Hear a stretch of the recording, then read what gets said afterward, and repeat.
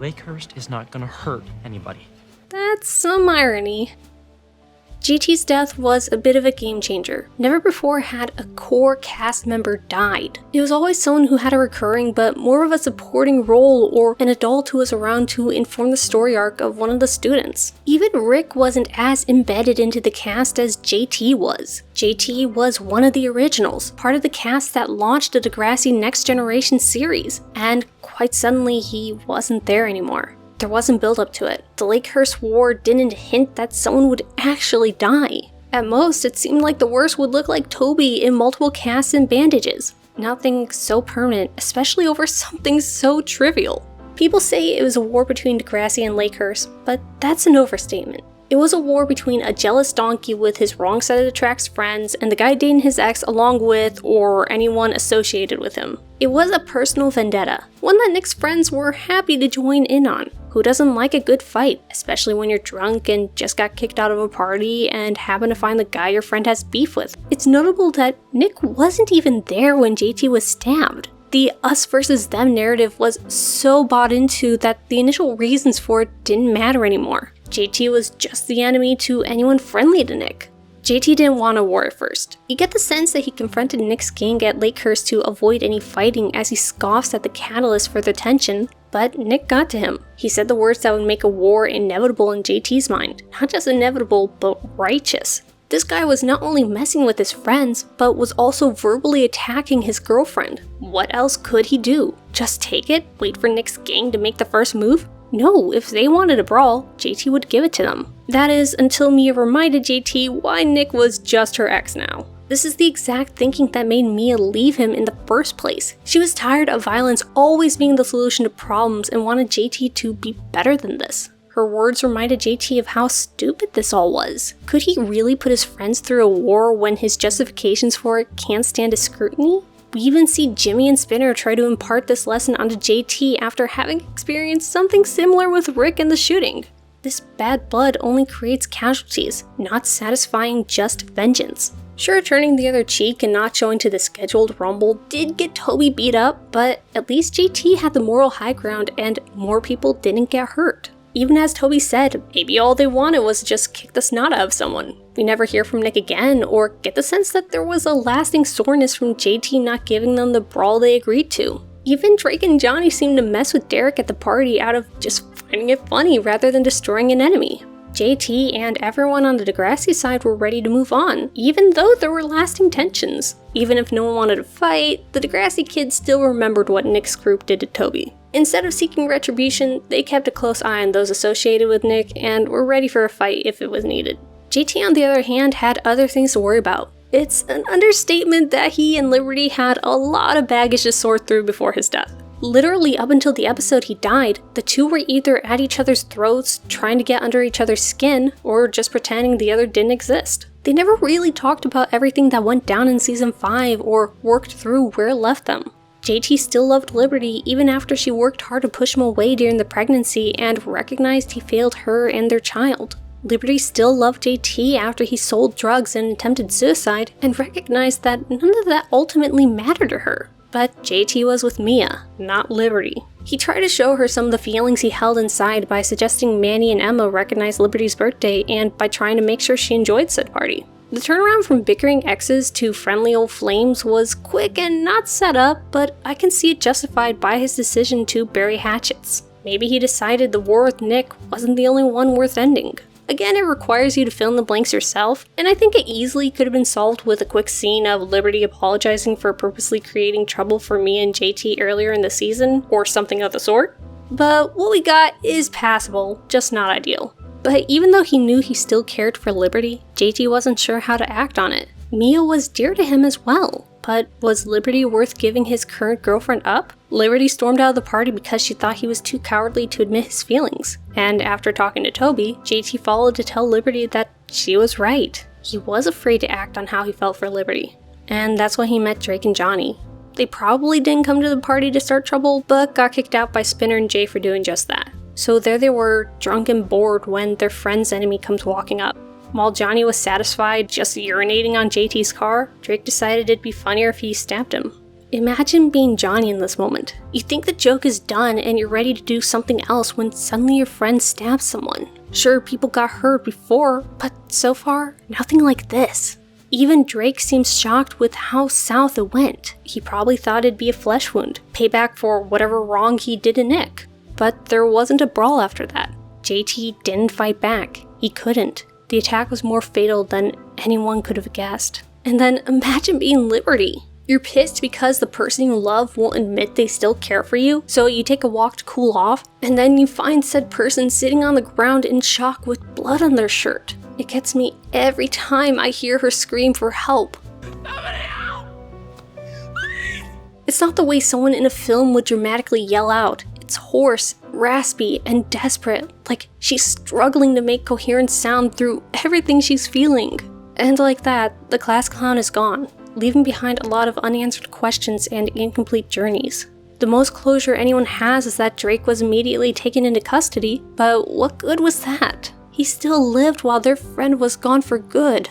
Again, Degrassi shows a character who doesn't break down in tears immediately through Liberty. It's not that she didn't feel anything. The emotions were there, but everything was a blur. As she said, "One minute JT's at my birthday, and the next he's gone."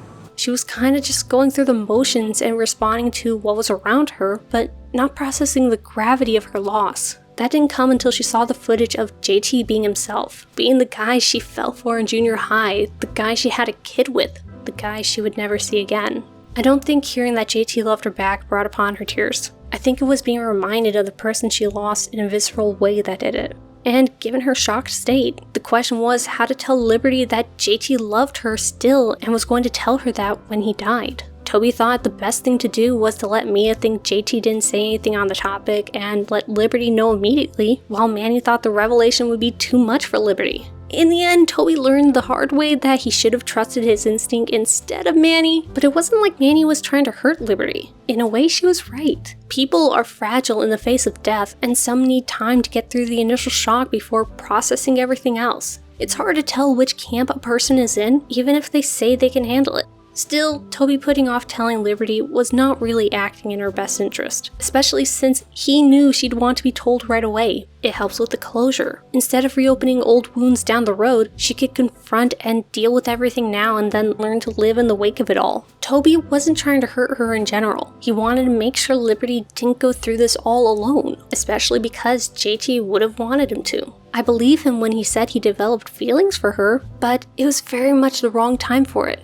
Not only was she in love with his dead best friend, but said best friend had only just died. They were all still affected by it. And given such heightened and complicated states, it's hard to trust her feelings when you're basically in emotional freefall. Liberty and Toby found comfort in each other and would continue to do so through season 7, but in the time after JT's death, they confused that camaraderie with romantic attraction, and they found that they couldn't just move into a relationship. They were neither ready or thought it was right, whatever their hearts were commanding. It didn't help that Liberty was pissed that Toby withheld the truth about JT's feelings, but they did eventually move past that enough to be good friends.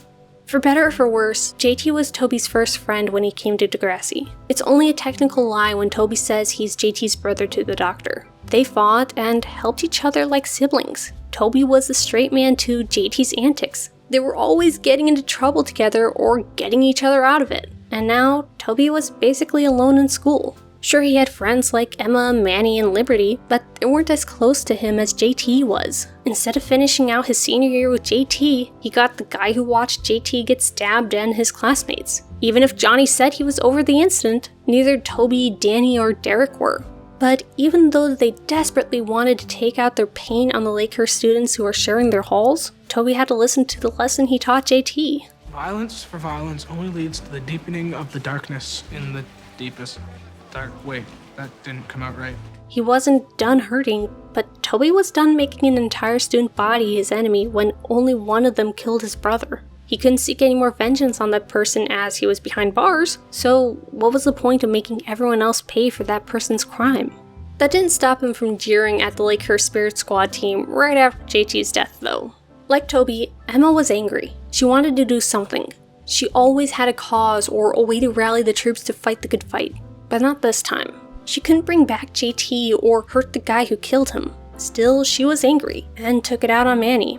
While Manny was trying to see to Degrassi's recovery and moving on process, Emma saw her decision to take part in the City Spirit Squad finals with Lakehurst in attendance as doing cartwheels on JT's grave. What was Cheering going to do? Allowing Lakehurst to come to Degrassi for a seemingly trivial competition looked to Emma that Manny and the squad didn't care that JT was killed by them. Not to mention, Manny was seeing Damien, the Lakehurst student body president. She was basically sleeping with the enemy. And even worse, as Manny sought to repair her and find comfort in her long-divided family in the wake of JT's death, she was also leaving Emma in a way. A lot of change at once, and Emma, who doesn't do well with change, saw it as another insult from her supposed BFF. But this was all wrong. Like Toby, Emma had to learn that neither Lakehurst, Damien, or Manny killed her friend. She was hurting, but so was Manny. No one except for the person with the knife deserved her wrath. It probably felt good for Emma, Toby, Liberty, Sean, Mia, Danny, and Derek to chant "Go home, Lakehurst," but what was that accomplishing? It was fueling the fire that people were calling the Degrassi-Lakehurst War. And it was making their friends, the Degrassi Spirit Squad, their enemies for simply dealing in a different way. How can anyone heal when they're making allies into villains? Mia was less open to being charitable to the killer's alma mater. She too was angry. Furious would be a better term. Taking her rightful place on the Spirit Squad was the last thing on her mind, especially since Lakehurst would be involved. And the fact that Lakehurst students would be even stepping foot into Degrassi bothered Mia. How dared they be allowed anywhere near JT's school, especially only 2 weeks after they killed her boyfriend? It didn't matter that the school itself didn't do anything to him. What mattered was that Mia was hurting and had to do something, even if it was protesting during Lakehurst's cheer set. JT's death isn't a foreign experience to most of us. This world has plenty of senseless violence that leads to meaningless deaths. Not everyone is the cause of their own demise, or whose passing is the culmination of a season of buildup, or even the fitting conclusion to a series of choices made. Sometimes you're just unlucky, in the wrong place at the wrong time, whatever you want to call some random taking a life. This kind of thing happens far too often. It has been and still is a fact about our world. On this planet we call Earth, someone you know or care about can just be ripped away from you without warning or even a reason. As I was writing this video, a man set fire to the Kyoto Animation Studio, knowing there were at least 70 people inside. For me, this hits personally because of KyoAni's reputation for being one of the only anime studios to treat their workers well while putting out internationally beloved shows. Hell, I even made a video about one such show last year. And yet, someone saw fit to take the lives of as many of these creators as possible. I bought a digital print from their online store with what little money I had to spare, but it's not enough. I post tweets about how people can help the studio and the survivors, even detailing a glimpse of how I feel, but I'm not satisfied.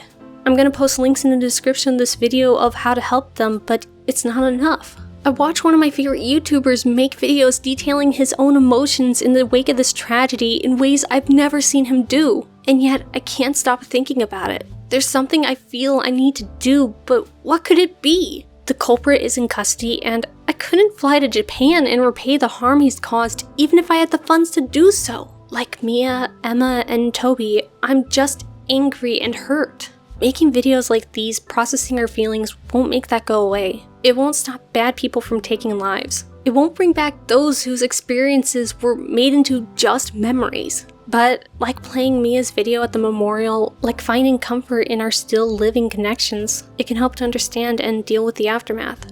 And like JT's loved ones, we need to remember that we cannot and should not make other people the target of our pain and desire for retribution. Only those directly responsible deserve such a fate, not those who are unfortunate enough to be associated with them. Remember, Lakehurst didn't kill JT.